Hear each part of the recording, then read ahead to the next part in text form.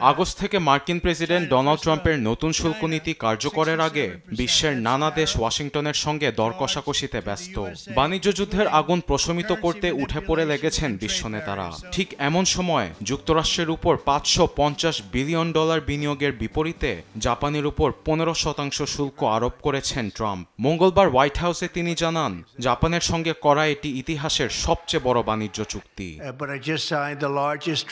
জাপানের সঙ্গে ইতিহাসের সবচেয়ে বড় বাণিজ্য চুক্তিতে সই করেছি। তাদের সঙ্গে অনেক আলোচনার পর দুপক্ষ বিভিন্ন বিষয়ে সম্মতি জানিয়েছি।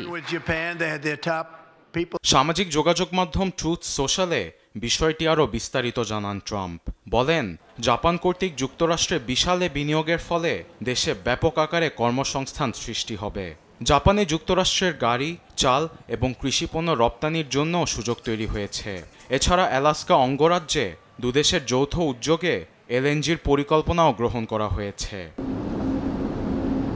শুধু জাপানেই নয়, ফিলিপাইনের উপর 19% শুল্ক আরোপ করে নতুন বাণিজ্য চুক্তি করেছেন ট্রাম্প। মঙ্গলবার হোয়াইট হাউসে ফিলিপাইনের প্রেসিডেন্ট ফার্ডিনান্ড মার্কোস জুনিয়রের সঙ্গে হোয়াইট হাউসে বৈঠকের পর বাণিজ্য চুক্তির কথা নিশ্চিত করেন মার্কিন প্রেসিডেন্ট। ফিলিপাইন 19% শুল্ক দিলেও যুক্তরাষ্ট্র কোনো ধরনের শুল্ক দিচ্ছে না বলে জানান ট্রাম্প। চুক্তি অনুযায়ী ম্যানিলা ওয়াশিংটনের জন্য খোলা বাজার নীতি প্রয়োগের পাশাপাশি সামরিক দিক থেকেও দুপক্ষ একই সঙ্গে কাজ করবে।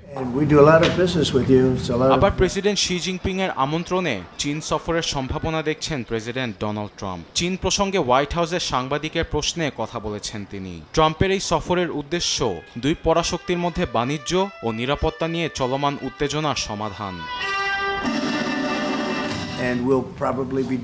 প্রেসিডেন্ট শি আমাকে চীনে আমন্ত্রণ জানিয়েছেন। অদূর ভবিষ্যতেই আমরা দেখা করব। দিনটি খুব দূরে নয়। দুই বিশ্বনেতা আদৌ এক টেবিলে বসবেন কিনা এ নিয়ে এখনো রয়েছে ধোঁয়াশা। আরবিদ আফসার, নিউজ ডেস্ক, দেশ টিভি।